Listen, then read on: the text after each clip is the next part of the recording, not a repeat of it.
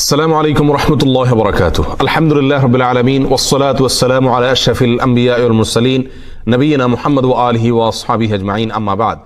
সুপ্রিয় দর্শক শ্রোতা ভাই বোনেরা, পহেলা মে আন্তর্জাতিক শ্রমিক দিবস বা মে দিবস। এই দিবস উপলক্ষে পৃথিবীর প্রায় ৮০টি দেশে সরকারি ছুটির ব্যবস্থা থাকে। বিভিন্ন মানবাধিকার সংস্থা এবং শ্রমিক সংগঠনগুলো এই দিবসে শ্রমিকদের বিভিন্ন অধিকার নিয়ে কথা বলে থাকেন। নানা আয়োজনে এই দিবসটি উদযাপন করা হয়ে থাকে। আজ আমরা আলোচনা করব কোরআন এবং সুন্নাহ তথা ইসলামে একজন শ্রমিককে কি মর্যাদা দেওয়া হয়েছে, একজন শ্রমিকের কোন কোন অধিকারগুলোকে সংরক্ষণ করা হয়েছে। আজকের মানবাধিকার সংস্থা এবং শ্রমিক সংগঠনগুলোর জন্মেরও শত শত বছর আগে কোরআন এবং সুন্নাহ তথা ইসলাম শ্রমিকদের যে সকল মর্যাদা এবং অধিকারের কথা বলেছে তা আমরা বেশিরভাগ মানুষই জানি না। এ বিষয়ে কোরআন এবং সুন্নাহর উদ্ধৃতিসমূহ জানার পরে আমাদের কাছে সুস্পষ্টভাবে প্রতীয়মান হয়ে যাবে যে একজন মুসলিমকে মানবিক হওয়ার জন্য, একজন মুসলিমকে মানবাধিকার শেখার জন্য, একজন মুসলিমকে প্রকৃত মানুষ হওয়ার জন্য কোনো মানবাধিকার সংস্থা বা সংগঠনের দ্বারস্থ হওয়ার আদৌ প্রয়োজন নেই, বরং এ বিষয়ে কোরআনে কারিমে রয়েছে সুস্পষ্ট এবং বিশদ নীতিমালা এবং গুরুত্বপূর্ণ আলোচনা। সম্মানিত সাথী ও বন্ধুগণ, আল্লাহ সুবহানাহু ওয়া তাআলা এই পৃথিবীতে কিছু মানুষকে মালিক আর কিছু মানুষকে শ্রমিক করে রেখেছেন। কেন তিনি এই তারতম্য রেখেছেন, তার এই বন্টন তারতম্যের পেছনে প্রজ্ঞাপূর্ণ যুক্তির কথা তিনি আলোচনা করেছেন। সূরা যুখরুফের একটি আয়াতে তিনি ইরশাদ করেছেন, নাহনু কাসামনা বাইনাহুম মাঈশাতাহুম ফিল হায়াতিদ দুনিয়া ওয়া রাফা'না বা'দাহুম ফাওকা বা'দ লিয়াত্তাখিযা বা'দুহুম বা'দান সুখরিয়া ওয়া রাহমাতু রাব্বিকা খায়রুম মিম্মা ইয়াজমাউন। অর্থাৎ জীবিকা নির্বাহের ক্ষেত্রে তোমাদের কিছু মানুষকে আল্লাহ সুবহানাহু ওয়া তাআলা মালিক বা উপরে রেখেছেন, আর কিছু মানুষকে তাদের অধীনস্থ বা শ্রমিক করে রেখেছেন। আর এটা এজন্য করে রেখেছেন আল্লাহ সুবহানাহু ওয়া তাআলা, যদি এটা না হতো আর সকলেই মালিক হতো, তাহলে পৃথিবীর বর্তমান যে ধারা আমরা দেখতে পাচ্ছি, যে স্থিতিশীলতা এবং স্বাভাবিকতা আমরা দেখতে পাচ্ছি, এটি থাকতো না, এটি ব্যাহত হতো। অতএব আল্লাহ সুবহানাহু ওয়া তাআলা তিনি সকল প্রজ্ঞাবানদের সেরা এবং শ্রেষ্ঠ, তিনি আহকামুল হাকিমিন। তার প্রতিটি বন্টনের পেছনেই রয়েছে অনেক প্রজ্ঞাপূর্ণ যুক্তি এবং ব্যাখ্যা। তবে এক্ষেত্রে দুটি পয়েন্ট অত্যন্ত গুরুত্বপূর্ণ এবং প্রণিধানযোগ্য। তার এক নম্বর হলো, আল্লাহ সুবহানাহু ওয়া তাআলার কাছে একজন মানুষের সম্মানিত হওয়াটা নির্ভর করে ব্যক্তির আমলের উপরে, কর্মের উপরে। একজন মানুষ যখন সৎ কর্মশীল হন, নেককার হন, ভালো মানুষ হন, তিনি যখন অসৎ এবং মন্দ কাজ থেকে নিজেকে বাঁচিয়ে রাখেন, তিনি আল্লাহ সুবহানাহু ওয়া তাআলার কাছে সবচেয়ে শ্রেষ্ঠ এবং সবচেয়ে মর্যাদাবান হিসেবে বিবেচিত হন। এই ক্ষেত্রে তার পেশা মোটেও বিবেচনার বিষয় থাকে না। আল্লাহ সুবহানাহু ওয়া তাআলা বলেছেন, ইন্না আকরামাকুম ইনদাল্লাহি আতকাকুম, নিশ্চয়ই তোমাদের ভিতরে সবচেয়ে সম্মানিত হলেন আমার কাছে বা আল্লাহর কাছে তিনি, যে ব্যক্তি তোমাদের ভিতরে সবচেয়ে বেশি মুত্তাকি, সবচেয়ে বেশি পরহেজগার, সবচেয়ে ভালো মানুষ এবং সৎকর্মশীল বান্দা। সম্মানিত সাথী বন্ধুগণ, অতএব আল্লাহ সুবহানাহু ওয়া তাআলা কাউকে শ্রমিক এবং কাউকে মালিক করে রাখলেও এটা অত্যন্ত সাময়িক সময়ের জন্য। আল্লাহ সুবহানাহু ওয়া তাআলার কাছে কিয়ামতের দিন মর্যাদার আসনে আসীন হবেন সেই ব্যক্তি যার কর্ম দুনিয়াতে সবচেয়ে ভালো থাকবে এবং যিনি সৎকর্মশীল এবং নেককার বান্দা হিসেবে নিজেকে প্রমাণ করতে পারবেন, তার স্বাক্ষর তিনি রাখতে পারবেন। আর দ্বিতীয় যে পয়েন্টটি এক্ষেত্রে গুরুত্বপূর্ণ এবং লক্ষণীয়, তা হলো আল্লাহ সুবহানাহু ওয়া তাআলা পৃথিবীর স্বাভাবিক ধারাকে অব্যাহত রাখার স্বার্থে কিছু মানুষকে শ্রমিক করে রাখলেও তাদের সুস্পষ্ট অধিকার সমূহ এবং মর্যাদার কথা আলোকপাত করেছেন কোরআনে এবং তার নবী আলাইহিস সালামের মাধ্যমে হাদিসের বিভিন্ন পরতে পরতে। এছাড়াও একজন শ্রমিক তিনি মালিকের অধীনস্থ হলেও আল্লাহ সুবহানাহু ওয়া তাআলা কোনো কোনো দিক থেকে তার মালিক থেকেও তাকে রিচ এবং সমৃদ্ধ করে রেখেছেন, সম্মানিত করে রেখেছেন, সুখী করে রেখেছেন, যা অনেক সময় আমরা আঁচও করি না বা টেরও পাই না। অতএব আল্লাহ সুবহানাহু ওয়া তাআলা আহকামুল হাকিমিন, তার প্রতিটি বন্টনের পেছনে রয়েছে সীমাহীন প্রজ্ঞাপূর্ণ যুক্তি এবং ব্যাখ্যা, যা আমাদের অনেক সময় অজানাই থেকে যায়। সম্মানিত সাথী বন্ধুগণ, এই পৃথিবীতে জীবিকা নির্বাহের যত ব্যবস্থা রয়েছে, যত উপায় রয়েছে, এর ভেতরে সবচেয়ে সম্মানিত, সবচেয়ে শ্রেষ্ঠ, সবচেয়ে উত্তম জীবিকা হলো একজন শ্রমিকের জীবিকা, একজন শ্রমিকের উপার্জন। এ বিষয়ে সহিহ বুখারীর একটি হাদিসে নবী আলাইহিস সালাম বলেছেন, মা আকালা আহাদুন তুআমান কাত্তু খায়রাম মিন আন ইয়াকুলা মিন আমালি ইয়াদিহি। একজন মানুষ তার হাত দ্বারা কামাই করে, পরিশ্রম করে, উপার্জন করে তিনি যে খাবার গ্রহণ করে থাকেন, যে আহার গ্রহণ করে থাকেন, তার চাইতে উত্তম আহার, তার চাইতে উত্তম খাবার পৃথিবীতে অন্য কোনো পেশার, অন্য কোনো মানুষ আর গ্রহণ করে না। অর্থাৎ অন্য কোনো পেশার মানুষের জীবিকা, তার আহার এতটা পবিত্র, এতটা শ্রেষ্ঠ নয় যতটা পবিত্র এবং শ্রেষ্ঠ একজন মানুষ যিনি তার হাত দিয়ে কামাই করে খেয়ে থাকেন, যিনি তার ঘাম ঝরিয়ে তারপরে উপার্জন করে থাকেন। নবী আলাইহিস সালাম আরো বলেছেন, ওয়া ইন্না নাবিয়াল্লাহি দাউদ কানা ইয়াকুলু মিন আমালি ইয়াদি। আর আল্লাহর নবী দাউদ আলাইহিস সালাম তিনি নিজের হাতে উপার্জন করে তা থেকে তিনি তার আহার জোগাড় করতেন, উপার্জন করে তিনি খেতেন। দাউদ আলাইহিস সালাম ছিলেন তার যুগে রাষ্ট্রের সর্বোচ্চ আসনে আসীন। একজন রাষ্ট্রপ্রধান হয়েও তিনি লৌহ শিল্পের সঙ্গে নিজেকে সংশ্লিষ্ট করে তার জীবিকা নির্বাহ করতেন। সহিহ মুসলিমের হাদিসে আসছে জাকারিয়া আলাইহিস সালাম ছিলেন নজ্জার বা কাঠমিস্ত্রি, এবং বেশিরভাগ নবী রাসূলগণই ছাগলের রাখাল ছিলেন বা বিভিন্ন পশু গবাদি পশুর রাখাল ছিলেন। এই রাখালি করে তারা তাদের জীবিকা নির্বাহ করতেন।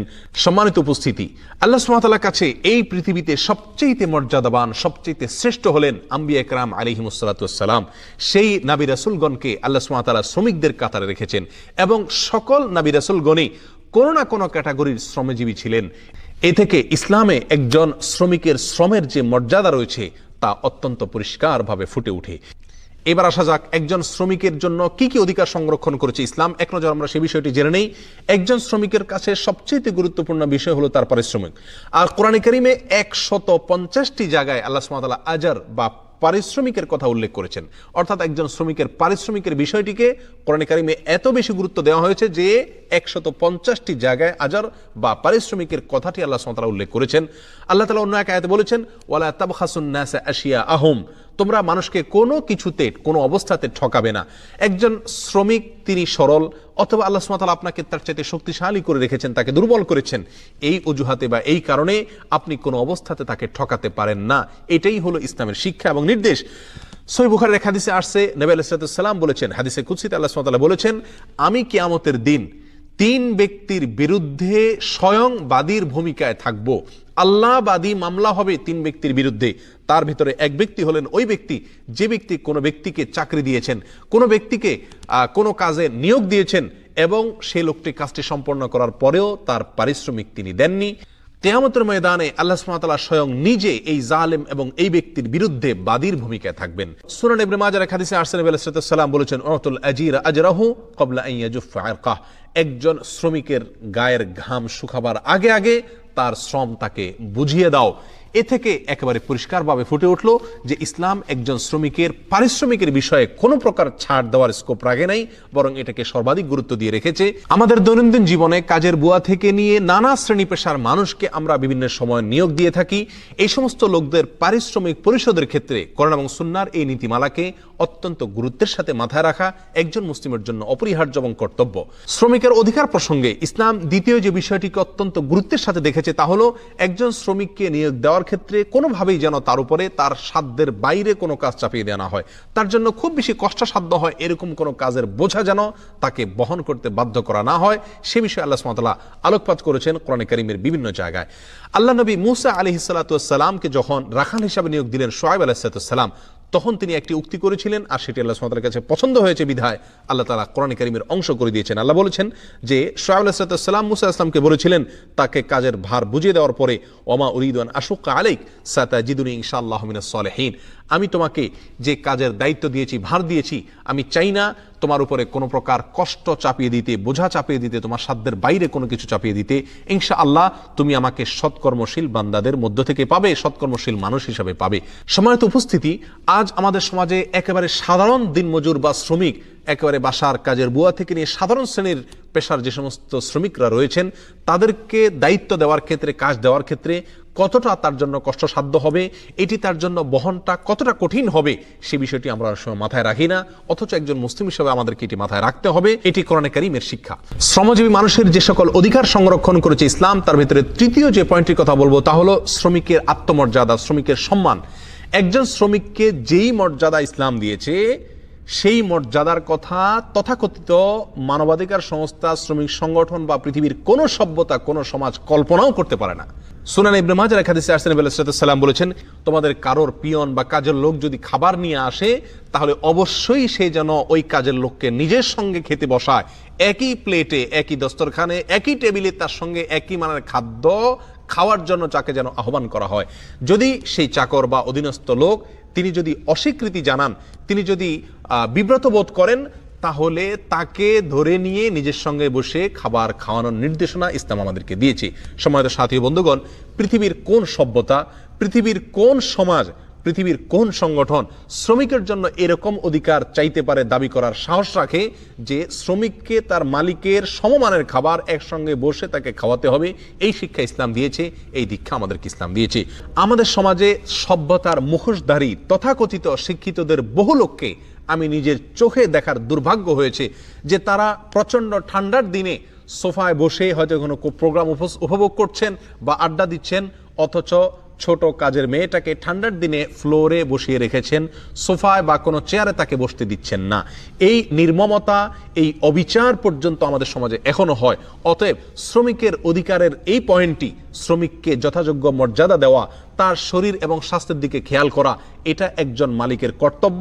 যদি তিনি তা না করেন তবে কিয়ামতের ময়দানে এর জন্য কড়ায় গণ্ডায় আল্লাহ সুবহানাহু ওয়া তাআলার কাছে মাসুল দিয়ে এর সাজা ভোগ করে তারপরে তাকে সামনে অগ্রসর হতে হবে। সম্মানিত সাথী বন্ধুগণ, ইসলামের দৃষ্টিতে একজন শ্রমিকের কি কি অধিকার দেওয়া হয়েছে সে প্রসঙ্গে আমরা চতুর্থ যে পয়েন্টটি বলবো তা হলো জুলুমকে ইসলাম সর্বোচ্চ মাত্রা নিষিদ্ধ এবং হারাম কাজ হিসেবে ঘোষণা করেছে। নবী আলাইহিস সালাম বলেছেন, আয-যুলমু যুলুমাতুন ইয়াওমাল কিয়ামা। দুনিয়াতে কারোর প্রতি যদি অবিচার করা হয়, সেটা অর্থকরীর দিক থেকে অবিচার হোক, শারীরিকভাবে অবিচার হোক, কথা বা কোনো কাজ দিয়ে অবিচার হোক, যে কোনোভাবে অবিচার করা হোক না কেন, আপনি আপনার অধীনস্থ, আপনি আপনার কর্মচারী, আপনি আপনার কাজের লোক অথবা যে কোনো মানুষের প্রতি যদি কোনো ধরনের অবিচার করে থাকেন, জুলুম করে থাকেন, কিয়ামতের ময়দানে আপনার সম্মুখে, অত্যাচারের সম্মুখে সেই জুলুম বহুমুখী অন্ধকার হয়ে আবির্ভূত হবে এবং এর মুখোমুখি আপনাকে হতে হবে।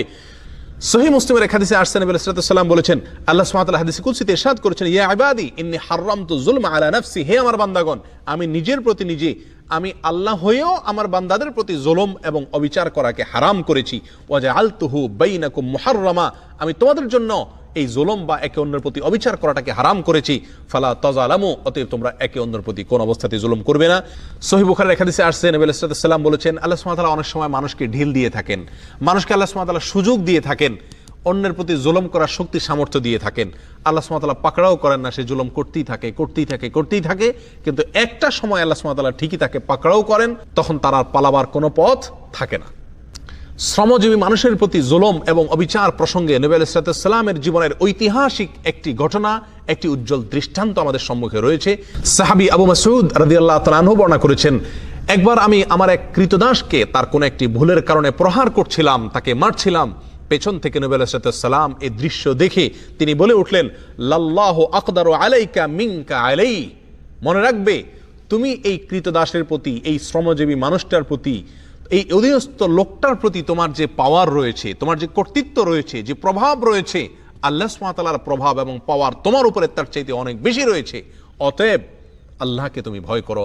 তখন সেই সাহাবী নবী সাল্লাল্লাহু আলাইহি ওয়াসাল্লামের এই কথা শুনে সঙ্গে সঙ্গে সেই কৃতদাসকে চিরকালের জন্য মুক্ত করে দিলেন। এ হলো ইসলামের নবী আমাদের রাসূল করিম সাল্লাল্লাহু আলাইহি ওয়াসাল্লামের মহানুভবতা। এই ছিল শ্রমজীবী মানুষের অধিকার আদায় করার ক্ষেত্রে, অধিকার সংরক্ষণ করার ক্ষেত্রে, জুলুমের হাত থেকে শ্রমজীবী মানুষকে বাঁচাবার ক্ষেত্রে তার বলিষ্ঠ ভূমিকার উজ্জ্বল দৃষ্টান্ত। এই ঘটনা থেকে শিক্ষা গ্রহণ করে আমাদের অধীনস্থদের প্রতি আমাদেরকে সদয় হতে হবে, তাদের অধিকারগুলোকে সংরক্ষণ করতে হবে, তাদের যথাযোগ্য মর্যাদা দেওয়ার ব্যাপারে আমাদেরকে দৃঢ় প্রত্যয় ব্যক্ত করতে হবে এবং দৃঢ় প্রতিজ্ঞা আমাদেরকে করতে হবে। আল্লাহ সুবহানাহু ওয়া তাআলা সব ধরনের অবিচার থেকে আমাদের সবাইকে হেফাজত করুন, সংরক্ষণ করুন। পৃথিবীর সকল শ্রমজীবী মানুষ যেন তাদের ন্যায্য অধিকার পান, তারা যেন তাদের যথাযোগ্য মর্যাদা পান, সেই কামনা আল্লাহ সুবহানাহু ওয়া তাআলার কাছে ব্যক্ত করে আজকের মতো এখানে বিদায় নিচ্ছি। ওয়া আখিরু দাওয়ানা আলহামদুলিল্লাহি রাব্বিল আলামিন। ওয়াসসালামু আলাইকুম ওয়া রাহমাতুল্লাহি ওয়া বারাকাতুহু।